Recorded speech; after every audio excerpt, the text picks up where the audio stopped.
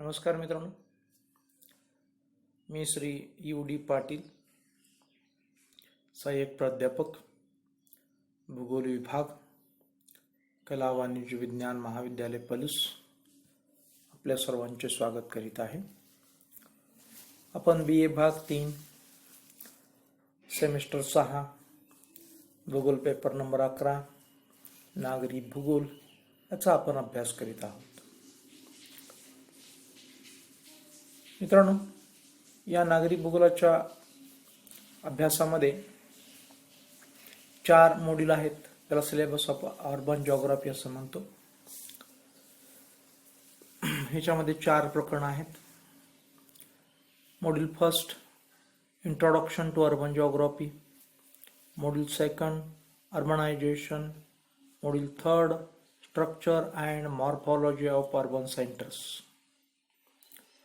Module 4 urban problem and issues. ही 4 प्रकरण आहेत. यापैकी पहिलं प्रकरण आहे, फर्स्ट मॉड्यूल आहे इंट्रोडक्शन टू अर्बन जिओग्राफी, हे आपण पूर्णपणे अभ्यासलेलं आहे. दुसरं प्रकरण नागरीकरण, हे आपण सध्या अभ्यासत आहोत. अर्बनायझेशन म्हणजे नागरीकरण अभ्यासत आहोत. या नागरीकरण प्रकरणामध्ये module second urbanisation, site and situation, significance and types, concept and factors of urbanization, pattern of urbanization in developed and developing countries, and functional classification of cities या मुद्द्यांचा आपण अभ्यास करीत आहोत. आणि आतापर्यंत आपण नगरे व शहरांचे स्थान व स्थिती यांचा आपण अभ्यास केलेला आहे. आणि यामध्ये मित्रांनो आपण नगरे व शहरांचे स्थान यांचा अभ्यास आपण केला. नगरांच्या स्थानावर परिणाम करणारे घटक आपण अभ्यासले. त्याचबरोबर नगरे व शहरांच्या स्थानांचे प्रकार व महत्त्व आपण अभ्यासले. नगरे व शहरांच्या स्थानाचे प्रकार व महत्त्व मध्ये आपण अनेक मुद्द्यांचा मित्रांनो अभ्यास केलेला आहे. त्यानंतर नगरे व शहरांची स्थिती आपण अभ्यासली. त्यानंतर मित्रांनो नगरे व शहरांच्या स्थितीचे प्रकार व महत्त्व आपण अभ्यासले. त्यानंतर नागरीकरण संकल्पना आपण अभ्यासली. नागरीकरणाचे घटक आपण मित्रांनो अभ्यासले. आणि त्यानंतर आपण नगरे व शहरांचे कार्यानुसार जे वर्गीकरण आहे ते वर्गीकरण आपण अभ्यासलं. आणि आज आपण या टॉपिकचा जो शेवटचा भाग आहे, इथपर्यंत आपण येऊन पोहोचलोय की नागरी वस्त्यांचे आकृतिबंध, हा तो शेवटचा भाग मित्रांनो आपल्याला अभ्यासायचा आहे. अत्यंत महत्त्वाचा भाग आहे. अत्यंत काळजीपूर्वक आपण याचा अभ्यास करणार आहोत. तर नागरी वस्त्यांचे जे काही आकृतिबंध असतात, तर आकृतिबंध म्हणजे काय? नागरी वस्त्यांचा आकृतिबंध म्हणजे मित्रांनो नागरी वस्तीची प्राकृतिक अंतररचना, भूमी उपयोजन, आर्थिक हालचालींची कार्यक्षेत्रे यांचे एक संकलित स्वरूप होय. नागरी वस्त्यांचे जे आकृतिबंध असतात हे स्थलसापेक्ष असतात. एका प्रदेशातील नागरी वस्तीचा आकृतिबंध मित्रांनो दुसऱ्या प्रदेशातील आकृतिबंधांशी जुळतोच असे नाही. तसेच नागरी वस्तीच्या आकृतिबंधात काळानुसार बदल झालेला आढळतो. एखाद्या वस्तीचा कालचा आकृतिबंध आजच्या नागरी वस्तीत वेगळा आढळतो. 20व्या शतकाच्या सुरुवातीला असणारे पुण्याचे स्वरूप व आजचे पुण्याचे स्वरूप यात मित्रांनो खूप फरक आहे. तसेच उदाहरण नागपूर व नाशिकचे देता येईल. म्हणजेच नागरी वस्तीचा आकृतिबंध स्थलसापेक्ष व कालसापेक्ष असतो. कोणत्याही नागरी वस्ती व तिच्या विकासाची वाटचाल यांच्यात वेगळेपणा असतो. त्यामुळे प्रदेशानुसार नगरांचा आकृतिबंधही भिन्न भिन्न असतो. जुन्या नागरी वस्त्यामध्ये नियोजनाचा अभाव, तर नव्या वस्त्यामध्ये आधुनिकतेचा प्रभाव मित्रांनो आपणास आढळतो. आणि यामुळे नागरी वस्त्यातील भूदृश्यात किंवा आकृतिबंधामध्ये आपल्याला खूप विविधता आढळून येते. जुनी नगरे नैसर्गिकपणे भौगोलिक घटकांच्या संदर्भात वाढली, तर नवनिर्मित नगरे काही विशिष्ट हेतूसाठी विशिष्ट पद्धतीने निर्माण करण्यात आली. उदाहरणार्थ मित्रांनो, भारतातील चंदीगड हे शहर पूर्णपणे नियोजित असल्याने त्याचा आकृतिबंध आयताकृती आहे, तर कलकत्ता या शहराचा आकृतिबंध समुद्रस्थिती व हुगळी नदीमुळे सामान्यतः रेषीय स्वरूपाचा आहे. 20व्या शतकात नगररचना, वास्तुरचना, भूमी उपयोजन, वाहतूक रचना, निवास रचना याविषयीच्या ज्ञानात मित्रांनो प्रचंड बदल झाल्यामुळे नगरांचे नवीन विस्तारित विभाग बऱ्याच प्रमाणावर ऐतिहासिक नगरापेक्षा चटकन वेगळे ओळखता येतात. म्हणून नागरी आकृतिबंधावर आधुनिक काळात सांस्कृतिक घटकांचा मोठा ठसा उमटलेला दिसतो. जुन्या जगातील देशात युरोप, आशिया, आफ्रिका इत्यादी नगररचना सामान्य स्वरूपाची आहे. रुंद रस्ते, गल्लीबोळ, अरुंद रस्ते, झोपडपट्ट्या, उच्चभ्रू लोकांचे बंगले, सदनिका, रेषीय निवास व बखाल वस्त्या यांचे अनियोजित मिश्रण आढळते. तथापि काही प्राचीन व ऐतिहासिक नगरांमध्ये आजच्यापेक्षाही तर्कशुद्ध नियोजनाचे प्रतिबिंब दिसते. अशा वस्त्या ग्रीस, इटली, चीन, भारत या देशात ऐतिहासिक व नियोजित आकृतिबंधाची झलक दर्शवतात. अशा प्रकारे नागरी वस्त्यांच्या आकृतिबंधांचे स्वरूप गतिमान, स्थल आणि कालसापेक्ष असते. नागरी वस्त्यांच्या संदर्भात मित्रांनो आपल्याला एक महत्त्वपूर्ण गोष्ट या ठिकाणी लक्षात घेणं आवश्यक आहे की नागरी भागात लोकसंख्या जास्त वाढत असते आणि ती दाटही असते, म्हणजे लोकसंख्येची घनताही अधिक असते आणि प्रत्येक नगरांची कार्ये विविध असतात आणि त्या मानाने जमीन मर्यादित असते. त्यामुळे जमिनीचा जास्तीत जास्त योग्य वापर करणे अत्यावश्यक ठरते. नागरी वस्त्यात भूमी उपयोजनेला मित्रांनो खूप महत्त्व असते. सामान्यतः या वस्तीचे कार्यानुसार विभाग पाडलेले असतात. काही वेळा हे विभाग एकत्र एकमेकास लागून सलग असतात, तर काही ठिकाणी ते विखुरलेले असतात. या बहुतेक विभागात थोड्याफार प्रमाणात का होईना घरे बांधलेली असतात. विकासासाठी शहरातील बहुतेक भागांचा वापर केला जातो. तथापि काही भागात निवासस्थाने भरपूर मोठ्या प्रमाणात असतात, तर काही भागात ती फारच मर्यादित असतात. काही भाग उद्योग व्यवसायाने गजबजलेले असतात, तर काही भागात उद्योग व्यवसाय आढळतच नाहीत. काही भागात फक्त बँका, दुकाने, गोदामे आणि शासकीय कचेऱ्या आढळतात. येथे निवासस्थाने जवळजवळ नसतात.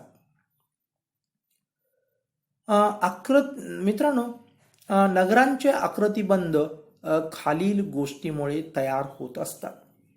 नागरी केंद्रातील रस्ते, नागरी केंद्राकडे येणारे व तेथून बाहेर जाणारे महामार्ग आणि रेल्वे मार्ग, नागरी केंद्रातील इमारतींची परस्परांशी असणारी स्थिती व नागरी केंद्रांची विविध प्रकारची कार्ये. मित्रांनो हे 4 जे मुद्दे आहेत, या 4 मुद्द्यांच्यामुळं नगरांचे आकृतिबंध तयार होत असतात. हे आपण या ठिकाणी लक्षात घेणं आवश्यक आहे. तर आपल्याला ह्या सर्व विवेचनावरून आकृतिबंध म्हणजे काय हे समजलेलं असेलच. तर थोडक्यात पुन्हा एकदा मी सांगतो आपल्याला की नगरांचा थोडक्यात आकार म्हणजे आकृतिबंध. अगदी सोप्या शब्दात सांगायचं झालं तर नगरांचा आकार म्हणजे आकृतिबंध असं या ठिकाणी आपण लक्षात घ्यायचं आहे.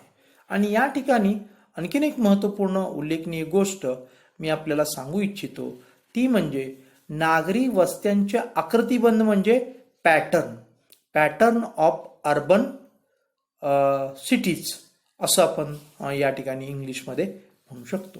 तर या पॅटर्नच्या संदर्भात आपल्याला आणखीन काही महत्त्वपूर्ण गोष्टी पाहायच्या आहेत आणि त्या म्हणजे की या आकृतिबंधांचे जे काही प्रकार आहेत हे प्रकार पाहिजेत.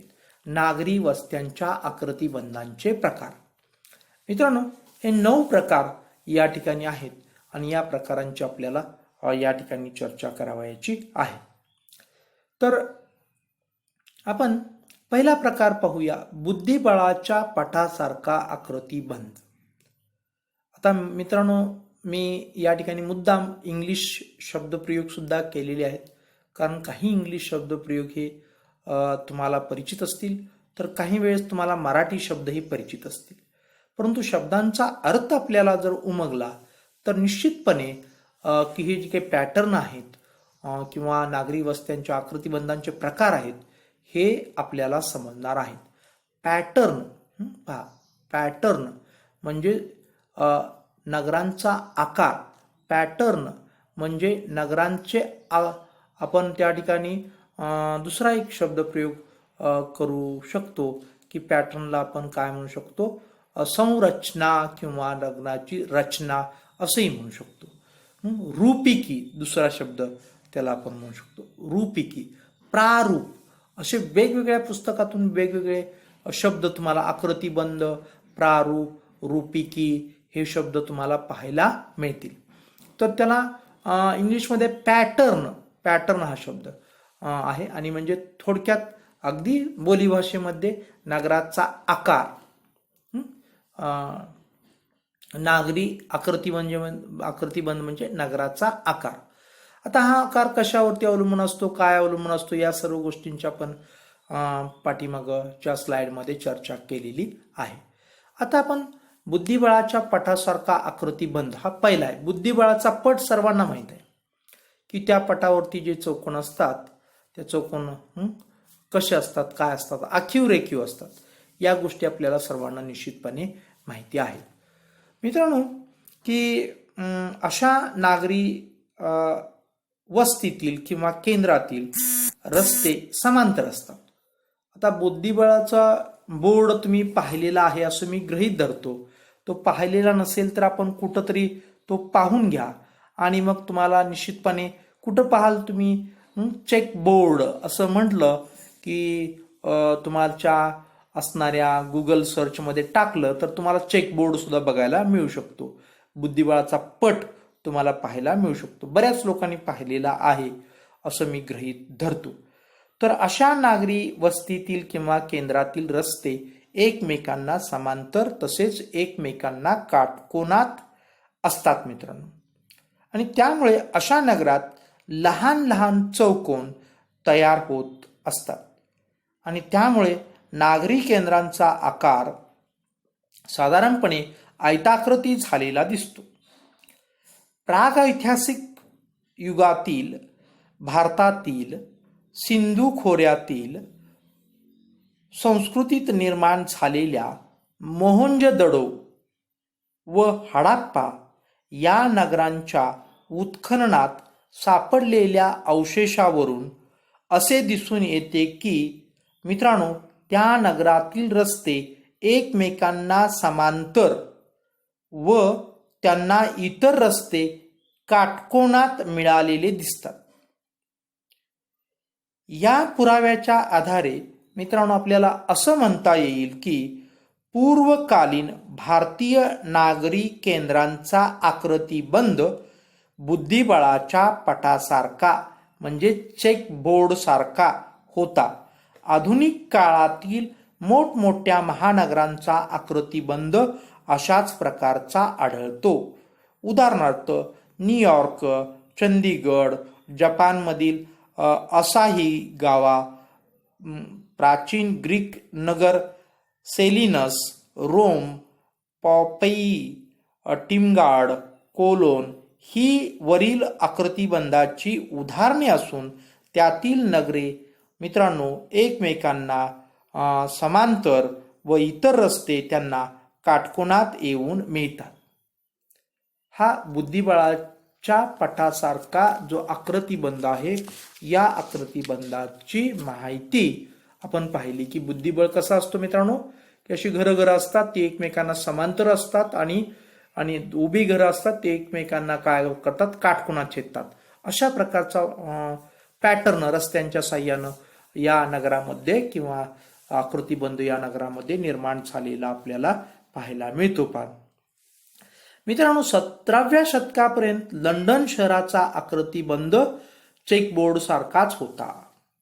परंतु एखाद्या शहराचा जो आकृतिबंध असतो मित्रांनो, तो कायम तशाच स्वरूपाचा राहत नाही, कारण त्या शहराचा जो विकास आहे तो विकास होत जातो आणि त्यामुळं मित्रांनो त्या आकृतिबंधामध्ये बदल होताना आपल्याला पाहायला मिळतो.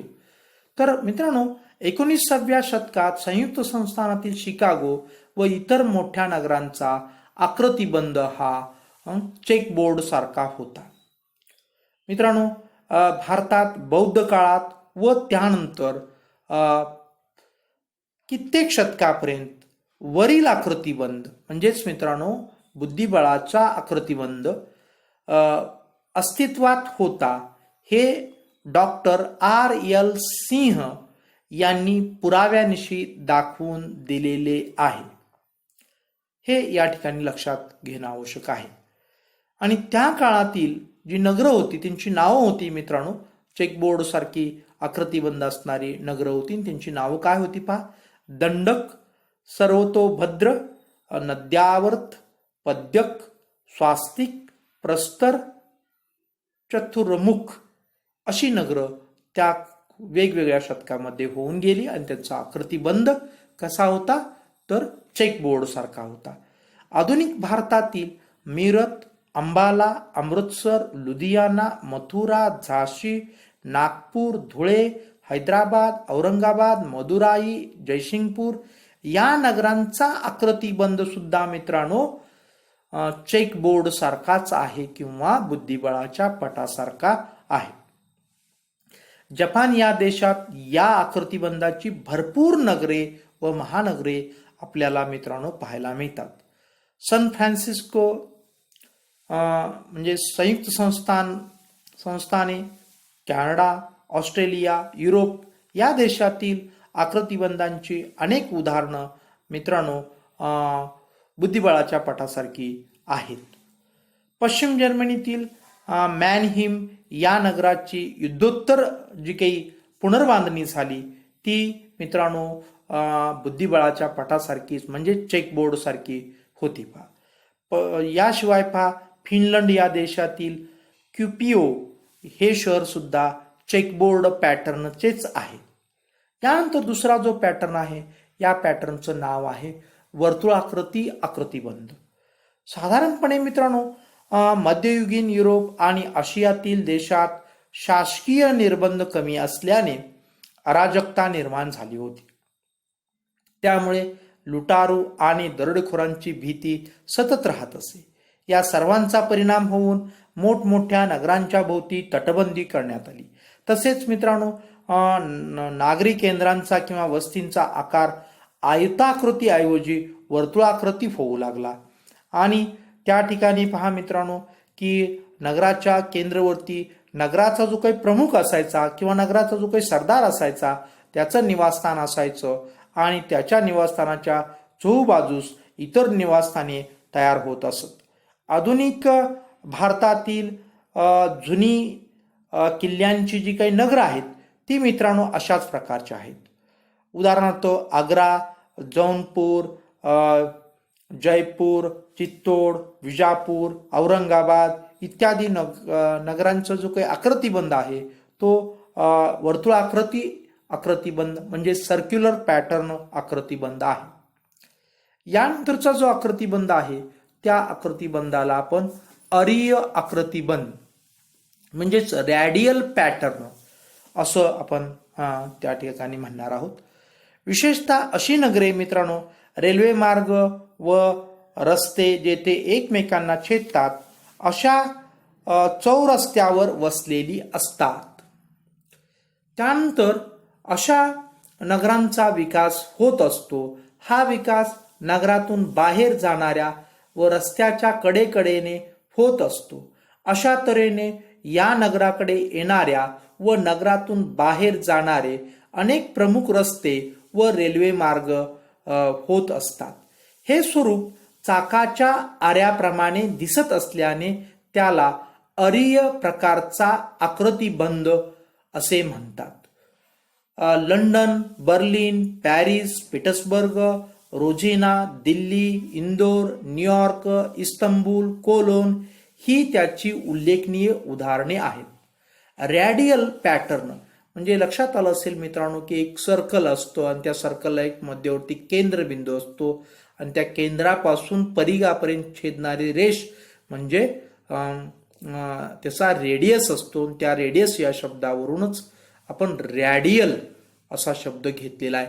म्हणजेच आपण एक चाक असतो, गाडीचं चाक आपण बैलगाडीचं पाहिलेलं आहे. मध्यवर्ती आरी असते आणि मध्यवर्ती केंद्र असतो आणि त्या केंद्रापासून त्या धावेपर्यंत म्हणजेच बॉर्डरपर्यंत बाजूच्या परिघापर्यंत काय असतात एक एक एक एक आरा असतो. त्याला आपण अरीय आकृतिबंध असं या ठिकाणी म्हटलेलं आहे. तर हा आकृतिबंध विशेषतः वाहतुकीच्या जी काही रेल्वे किंवा महामार्ग यांच्यामुळं असे प्रकारचे आकृतिबंध तयार होतात. यानंतरचा जो आकृतिबंध आहे त्या आकृतिबंधाला मित्रांनो तारांकित आकृतिबंध म्हणजे स्टार पॅटर्न असं म्हटलेलं आहे. जेव्हा मित्रांनो आरीय आकृतिबंध असणाऱ्या एखाद्या महानगराचा विकास होऊ लागतो तेव्हा स्टार पॅटर्न किंवा ज्याला आपण तारांकित आकृतिबंध निर्माण होतो असं आपण म्हणूया. नगरातून बाहेर जाणाऱ्या मार्गाच्या दोन्ही बाजूंना खूप दूरपर्यंत नागरी विकास झालेला असतो. हा विकास रस्त्यांच्या सभोवताली विस्तृत प्रदेशात होत असतो. यामुळे या नागरी केंद्रांचा आकार एखाद्या ताऱ्याप्रमाणे दिसू लागतो. त्यालाच ताराकृतिबंध किंवा त्याला स्टार पॅटर्न असे म्हणतात. भारतातील जबलपूर, दिल्ली ही याची उदाहरणे आहेत. अलाहाबाद देखील मित्रांनो या प्रकारात येऊ शकते. यानंतर मित्रांनो पुढचा जो पॅटर्न आहे त्याला मिश्र प्रकारचा आकृतिबंध असं म्हटलेलं आहे. इंग्लिशमध्ये त्याला मिक्स्ड पॅटर्न असं आपण या ठिकाणी नाव दिलेलं आहे. काही नगरे किंवा शहरे यांचा अनेक प्रकारे विकास होत असतो आणि नवीन विकास योजना स्वीकारल्यामुळे अशा नगरांचा मूळ आकृतिबंध बदलून नवीन आकृतिबंध तयार होत असतो. म्हणून त्याला मिश्र स्वरूपाचा आकृतिबंध असे म्हणतात. यात दोन किंवा अनेक आकृतिबंधांचे मिश्रण आपणास पाहावयास मिळते. आणि मित्रांनो याचं उदाहरण आपल्याला द्यायचं झालं तर मध्य प्रदेशातील रायपूरचं उदाहरण यासाठी मित्रांनो आपल्याला देता येतं. पहा, अलीकडच्या काळामध्ये जे काही पंचवार्षिक योजना असतात आणि त्या पंचवार्षिक योजनेनुसार शहरांचा जो काही विस्तार आहे हा विस्तार कसा होत जातो, बाहेरच्या बाजूला होत जातो आणि मग त्यामध्ये मूळचा जो आकृतिबंध आहे तो मूळचा आकृतिबंध हरवून बसला जातो आणि मग मिक्स प्रकारचा आकृतिबंध मित्रांनो तयार होतो असं आपण म्हटलं तर चुकीचं होणार नाही. त्यानंतरचा जो आकृतिबंध आहे त्या आकृतिबंधाला आपण रेषाकृती आकृतिबंध असं म्हणणार आहोत. इंग्लिशमध्ये त्याला लिनियर पॅटर्न असं म्हणता येईल. म्हणजे या लिनियर पॅटर्नमध्ये पहा आपण असं म्हणूया विशेषतः वाहतुकीच्या सोयीमुळे अशा प्रकारचा लिनियर पॅटर्न म्हणजे वाहतूक मार्गावरती रेषाकार प्रकारचा आपल्याला जर वसाहत नागरी वसाहत त्या ठिकाणी दिसत असेल तर त्याला आपण रेषाकृती आकृतिबंध असं म्हणू शकतो. म्हणजे वाहतुकीच्या सोयीमुळं अशा प्रकारचा आकृतिबंध तयार होतो. याशिवाय मित्रांनो नद्यांच्या काठावरती नदी रेषाकार असते आणि त्या नदीच्या काठावरती जर नागरी वसाहत त्या काठाला समांतर किंवा नदीला समांतर जर विकसित झाली तर तो आकृतिबंध सुद्धा रेषाकार प्रकारचा आकृतिबंध तयार होतो. किंबहुना काही ठिकाणी कालव्याला समांतर पाण्याची सोय सहज व्हावी या दृष्टिकोनातून कालव्याला समांतर असा रेषाकृती आकृतिबंध तयार होतो आणि तो आकृतिबंध आपल्याला कालव्याला समांतर असलेला पाहायला मिळतो पहा. आणि या प्रकारे म्हणजे ही जी काही विशेष वाहतुकीचे मार्ग नदीचा मार्ग किंवा कालव्याचा किनारा किंवा नदीचा किनारा या प्रकारच्या सोयीमुळं किंवा या प्रकारच्या आपण म्हणूया की साधनांच्यामुळं कालवा नदी वाहतुकीची साधनं यामुळं एका रेषेमध्ये साधारणपणे रेषाकार प्रकारची आपल्याला नागरी वस्तीचा आकार पाहायला मिळतो पहा. हे या ठिकाणी आपण लक्षात घेणं आवश्यक आहे. काही वेळेस एखादे नगर मुख्य मार्गावर किंवा रस्त्यावर स्थापन होते किंवा काही काळाने महामार्गच त्या नगरातून जातो. त्यामुळे रस्त्यांच्या दुतर्फ बाजूला नागरी वसाहतीचा विकास होतो किंवा घरे बांधली जातात आणि हळूहळू नगरांचा विकास होतो आणि त्या नगराला अशा प्रकारचं स्वरूप प्राप्त झालेलं आपल्याला पाहायला मिळतं. जगातील मोठमोठ्या नद्यांच्या काठावर तसेच राष्ट्रीय किंवा राज्य महामार्गावरती अशा प्रकारची उदाहरणं आपल्याला पाहावयास मिळतात पहा. 1894 मध्ये माद्रिद शहराचा आकृतिबंध हा मित्रांनो रेषाकार स्वरूपाचा होता आणि स्टॅलिनग्राडसाठी सुद्धा रेषाकार प्रकारचाच आकृतिबंध वापरण्यात आला होता. यानंतरचा जो आकृतिबंध आहे त्याचं नाव आहे तटीय पंखाकृती आकृतिबंध. इंग्लिशमध्ये त्याला कोस्टल फॅन आकृतिबंध असं म्हटलेलं आहे. तटीय म्हणजे कोस्टल म्हणजे आपल्याला माहित आहे की सागराचा किनारा, कोस्टल सागराचा किनारा. तर सागर तटावर नगरे स्थापन झाली म्हणजे त्याचा विकास व विस्तार पार्श्वभूमीकडे व सागरी किनाऱ्याकडे मित्रांनो देखील होत असतो आणि नागरी किनारपट्टीचा प्रदेश भूरचनेच्या दृष्टीने अनुकूल असतो आणि त्यामुळे त्यावर सारख्या इमारती बांधल्या जातात व बऱ्याच दूरपर्यंत इमारतींचा पसारा होतो.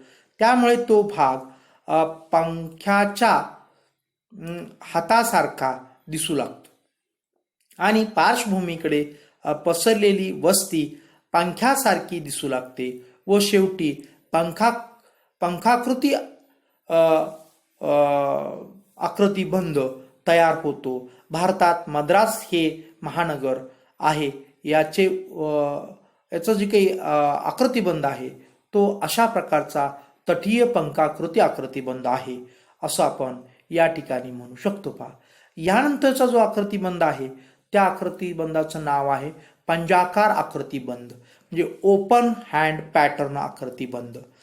तर सागरी किनाऱ्यावर पाण्याच्या आघातामुळे भूभाग खचून खड्या तयार होतात किंवा जलभाग भूभागात शिरलेला दिसतो. त्यामुळे त्या भूभागाला हाताच्या पंजासारखा आकार प्राप्त होतो. त्यातच एखाद्या बंदराचा विकास होत असतो व वरील प्रमाणे म्हणजेच मित्रांनो पंजाकार आकृतिबंध निर्माण होतो. जपानमधील हिरोशिमा बंदर याचे उत्तम उदाहरण आहे. यानंतर मित्रांनो शेवटचा जो आकृतिबंध आहे कोळी जाळी सदृश आकृतिबंध, याला स्पायडर वेब. स्पायडर म्हणजे आपल्याला निश्चितपणे माहित आहे, आपण कोळी पण माहिती आहे, स्पायडर पण माहित आहे. स्पायडर वेब पॅटर्न त्याला इंग्लिशमध्ये नाव आहे मित्रांनो, स्पायडर वेब पॅटर्न, कोळी जाळी सदृश आकृतिबंध.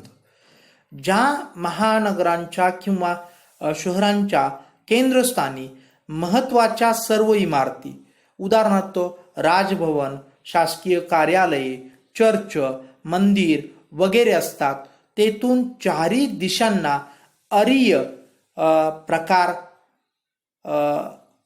असलेले मार्ग विकसित असतात किंवा अरीय प्रकार म्हणजे वरती आपण पाहिलंय रॅडियल पॅटर्न म्हणजे केंद्रातून परिघाकडे जाणारी रेष, तशा प्रकारचे वाहतुकीचे मार्ग गेलेले असतात व काही मार्ग वृत्ताकार प्रकारे गेलेले असतात व ते कोळ्याच्या जाळीप्रमाणे आकृतिबंध तयार होतो आणि म्हणून त्याला आपण कोळी जाळी सदृश्य आकृतिबंध असं मित्रांनो आपण म्हणतो.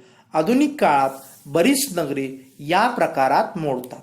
अशा प्रकारे मित्रांनो नागरी वस्त्यांचे जे काही आकृतिबंध आहेत या आकृतिबंधांचा आपण या ठिकाणी अभ्यास संपवलेला आहे.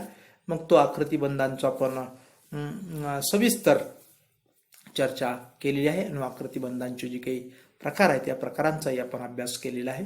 अशा प्रकारे मित्रांनो या ठिकाणी आपलं जे दुसरं प्रकरण आहे नागरीकरण, हे प्रकरण या ठिकाणी मित्रांनो संपतं. तेव्हा आपण या ठिकाणी थांबूया. धन्यवाद.